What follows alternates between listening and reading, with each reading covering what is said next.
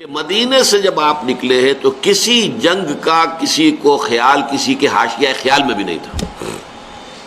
پیش نظر تھا اس قافلے کا راستہ روکنا کہ جو آ رہا تھا شام سے واپس ابو سفیان کی سرکردگی میں. جو جب جا رہا تھا تو حضور نے تعاقب کیا تھا لیکن وہ بچ کر نکل گیا تھا. اسی لیے کسی نے اہتمام نہیں کیا کہ وہ اسلحہ ساتھ لے. اندازہ تو کیجئے 313 افراد میں سے صرف 2 کے پاس تلواریں تھیں. اسلحہ بھی نہیں لیا. کیا کرنا؟ قافلے کو جا کر جو ہے روکنا ہے، قافلے کو لوٹنا ہے کہہ لیجیے. لہذا کو کثیر تعداد جو بھی گئی ہے وہ اسی خیال سے نکلی اور اس میں کوئی بری بات نہیں ہے. باطل سے گویا کہ جنگ تو پہلے دن سے شروع ہو گئی تھی. جیسے ہی حضور نے کہا لا الہ الا اللہ آپ کے اوپر تشدد شروع ہو گیا، بات ختم ہو گئی. تصادم تو ہے، صرف یہ ہے کہ پہلے وہ تصادم ذہنی اور فکری سطح پر تھا صرف، یا وقت یک طرفہ تشدد تھا اس میں کہ مسلمانوں کو اجازت نہیں تھی جوابی کارروائی کرنے کی.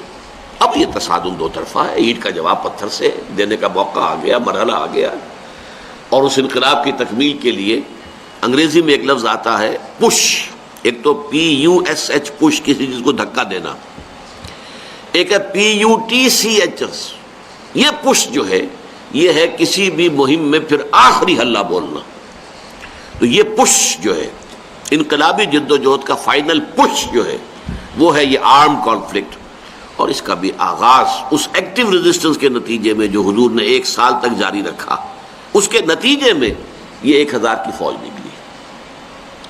حضور جب اپنے 313 ساتھیوں کو لے کر تقریباً درمیان میں تھے مدینے اور بدر کے، وہاں حضور کو وحی کے ذریعے سے اللہ نے اطلاع دے دی کہ مکے سے ایک لشکر بھی چل چکا ہے، بڑا طاقتور لشکر. اور ساتھ ہی اے محمد صلی اللہ علیہ وسلم ہمارا وعدہ ہے کہ ایک تو وہ جو اوپر سے قافلہ آ رہا ہے شمال سے اور ایک جو جنوب سے آ رہا ہے لشکر، ان 2 میں سے ایک پر ہم ضرور مسلمانوں کو فتح دے دیں گے. یہ وحی جب حضور پر آ گئی اور آپ کو اطلاع مل گئی کہ مکے سے تو قریش کا ایک فوج نکل آئی ہے، مسلح، کیل کانٹے سے لیس، پوری تیاریوں کے ساتھ. اب آپ نے ایک مجلس سے مشاورت منعقد کی اور آپ نے مسلمانوں کے سامنے یہ مسئلہ رکھ دیا کہ دیکھو ہم نکلے تھے اس کام کے لیے، لیکن اب صورت اللہ تعالیٰ کی طرف سے یہ پیش آ گئی ہے. وہ قافلہ بھی آ رہا ہے اور ادھر سے لشکر بھی آ رہا ہے، اور اللہ کا وعدہ ہے ان میں سے ایک پر لازماً اللہ ہمیں فتح عطا کر دے گا. تو بتاؤ کہ ہم کدھر چلیں، لشکر کی طرف چلیں یا قافلے کا پیچھا کریں؟ اس کو آپ جدید اصطلاح میں یہ کہہ سکتے ہیں کہ یہ اپنے ساتھیوں کے مورال کو ریڈ کرنے کی حضور کی طرف سے ایک کوشش تھی. پتہ چلے ساتھیوں کا مورال کیا ہے، کیا عالم ہے، ان کا حوصلہ کیا ہے، ان کے جذبات کیا ہیں، ان کی امنگیں کیا ہیں. آیا وہ ڈر جاتے ہیں یہ سن کر کے لشکر آ رہا ہے، قریش کا لشکر؟ قریش کا تو یوں سمجھیے کہ اس کا لفظ ایک دہشت پیدا کرنے والا تھا عرب کے اندر. قریش، ان کا لشکر اور تیاری کے ساتھ پوری طریقے سے کیل کانٹے سے لیس، یا یہ ہے کہ ان کے اندر اس کیفیت سے اور استقامت پیدا ہوتی ہے کہ ٹھیک ہے اب وقت آیا، اب وقت شہادت آیا ہے، اب وقت آیا ہے کہ ہم اپنا جو مقصود و مطلوب ہے، شہادت ہے مطلوب و مقصود مومن، نہ مال غنیمت نہ کشور کشائی. تو حضور نے جب یہ مشورے کے لیے بات رکھی، یہ بات بڑی اہم ہے، بڑی پیارا واقعہ ہے یہ سیرت کا. مہاجرین میں سے کئی افراد نے کھڑے ہو کر تقریریں کی بڑی جوشیلی. حضور جو حکم آپ کا ہو آپ بسم اللہ کریں، ہم تیار ہیں، ہر شے کے لیے تیار ہیں، فیصلہ آپ کو کرنا. حضرت ابو بکر نے تقریر کی رضی اللہ تعالی عنہ، لیکن حضور نے کوئی خاص اہمیت نہیں دی. حضرت عمر نے تقریر کی، اب بھی حضور نے کوئی خاص اہمیت نہیں دی. فرمایا بھائی دو مشورہ دو، آپ لوگ مشورہ دیجئے. پھر حضرت مقداد ابن الاسود نے جو تقریر کی ہے وہ بڑی پیاری ہے کہ حضور ہم موسیٰ کے ساتھی نہیں ہیں کہ جنہوں نے جنگ کے وقت کہہ دیا تھا کہ فَاذْهَبْ أَنْتَ وَرَبُّكَ فَقَاتِلَا إِنَّا هَاهُنَا قَاعِدُونَ. جاؤ موسیٰ تم اور تمہارا رب جا کر جنگ کرو، ہم تو یہیں بیٹھے، ہم جنگ نہیں کریں گے. ہم موسیٰ کے ساتھی نہیں ہیں، ہم محمد کے صحابی ہیں صلی اللہ علیہ وسلم. خدا کی قسم آپ بسم اللہ کریں، جو بھی قدم آپ اٹھائیں گے انشاءاللہ اللہ تعالی ہمارے ذریعے سے آپ کو آنکھوں کی ٹھنڈک عطا کرے گا۔ حضور ان کی بات کو بھی کوئی خاص اہمیت نہیں دے رہے، پھر فرما رہے اشیرونی، مجھے مشورہ دو بھائی۔ اب یہ بات جو ہے انصار کی سمجھ میں آ گئی کہ حضور کا روح سخن ہماری جانب ہے، کیونکہ انصار سے جو معاہدہ ہوا تھا بیعت عقبہ ثانیہ میں، وہ یہ تھا کہ اگر مدینے پر حملہ ہوگا تو ہم آپ کی حفاظت کریں گے اپنے اہل و عیال کی طرح۔ ابھی مدینے پر حملہ نہیں ہوا تھا، بلکہ حضور آگے بڑھ کر نکل آئے ہیں مدینے سے، اور جنگ مدینے سے باہر ہو رہی ہے۔ تو گویا کہ اسٹرکٹ سینس میں انصار پابند نہیں تھے اپنے اس معاہدے کی روح سے کہ حضور کا ساتھ دیں، اور ظاہر بات ہے کہ اب جو سچویشن پیش آ گئی تھی، صرف مہاجرین کی نفری کافی نہیں تھی، 80-85 مہاجرین تھے، باقی سب کے سب تو انصار تھے، ان میں 313 وہ کفایت نہیں کرتے تھی اس سچویشن جو اس وقت پیش آ گئی ہے۔ لہذا حضور بار بار کہے ہیں تو سمجھ گئے۔ حضرت سعد بن عبادہ کھڑے ہوئے رضی اللہ تعالی عنہ، بڑی پیاری تقریر ہے ان کی یہ، کأنک تعنینا یا رسول اللہ، اے اللہ کے رسول شاید آپ کا روح سخن ہماری جانب ہے، فإنا آمنا بک وصدقناک، تو ہم تو آپ پر ایمان لا چکے ہیں، وہ بیعت عقبہ والی بات کو آپ بھول جائیے۔ جب اب ایمان لے آئے، اپنے آپ کو اللہ کا رسول اور نبی مانا ہے، تو ہمارے لیے آپشن کون سا ہے؟ We don't have any option. خدا کی قسم اگر آپ اپنی سواری سمندر میں ڈال دیں گے، ہم سب کے سب آپ کے پیچھے سمندر میں اتر جائیں گے، اور خدا کی قسم اگر آپ ہمیں حکم دیں گے تو ہم برق الغماد تک پہنچ جائیں گے، یمن کا ایک شہر، اور اپنی جو سواریاں ہیں یہ اونٹ اور اونٹنیاں انہیں اس طویل سفر کی وجہ سے لاغر کر دیں گے، لیکن آپ جہاں حکم دیں گے آپ بسم اللہ کیجیے۔ اس پر آتا ہے کہ حضور کا چہرہ کھل اٹھا، خوشی کے اور بشاشت کے آثار، کہ یہ جو جماعت میں نے تیار کی ہے اتنی محنت سے، دعوت اور تربیت اور تنظیم کے مراحل جو میں گزار کے لایا ہوں، یہ جماعت اب تیار ہے فی الواقع اس آخری مرحلے میں داخل ہونے کے لیے، اب ہم پوری طریقے سے فٹ ہیں۔ اس پر آپ کے چہرے پر بشاشت آئی۔ اس کے بعد آپ نے کہا تو چلو پھر بدر کی طرف۔ اب یہ میں آپ سے عرض کر چکا ہوں کہ وہ قافلہ تو بدر کی وادی میں داخل ہی نہیں ہوا، ابو سفیان اس کو لے کر پہاڑی سلسلے کے ادھر مغرب کی طرف سے ہوتے ہوئے ساحل سمندر کے ساتھ ساتھ لمبا سفر کر کے بچ کے نکل گئے۔ اور یہ جب جو لشکر آ گیا قریش کا، اور جب پڑاؤ ہے، صرف میں اس کے بھی 2 واقعات آپ کو سنا دوں کہ جب پڑاؤ پڑا ہوا ہے تو وہاں اطلاع پہنچ گئی کہ قافلہ تو بچ کر نکل گیا، ابو سفیان کا پیغام آ گیا کہ میں قافلے کو بحفاظت لے کر مکے پہنچ گیا۔ اب یہاں سوال پیدا ہوا، پھر وہی ہاکس اینڈ ڈوز کا معاملہ۔ ڈوز نے یہ سوچا کہ اب خوریزی کاہے کے لیے، ہم تو نکلے تھے اپنے قافلے کی حفاظت کے لیے، قافلہ تو پہنچ گیا۔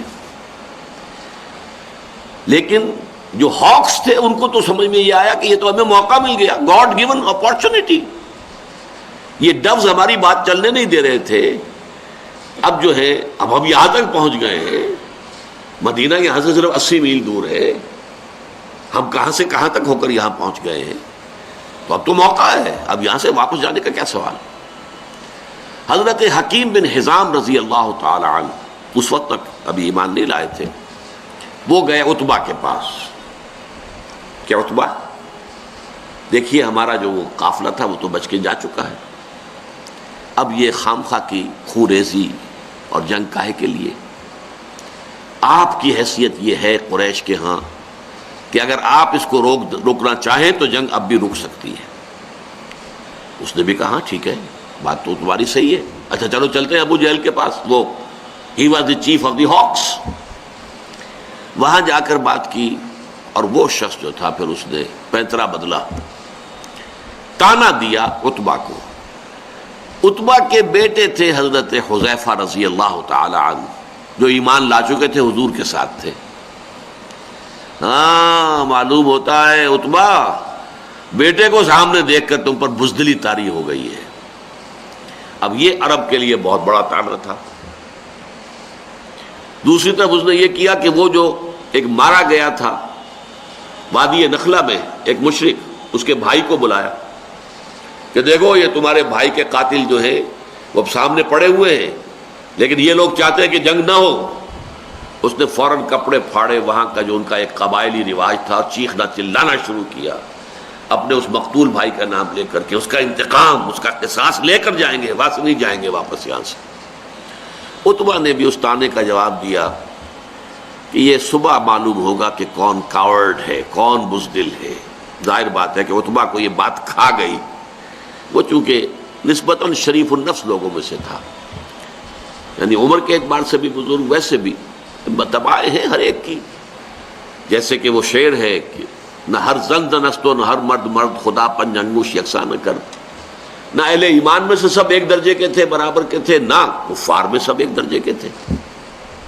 کافروں میں انتہائی سخت معاند بھی تھے، اور کافروں میں وہ شخص بھی تھا جنہوں نے حضور کو پناہ دی تھی، جبکہ آپ طائف سے آئے ہیں مایوس لوٹ کر، وہ بھی کافر ہی تھا، مشرک تھا۔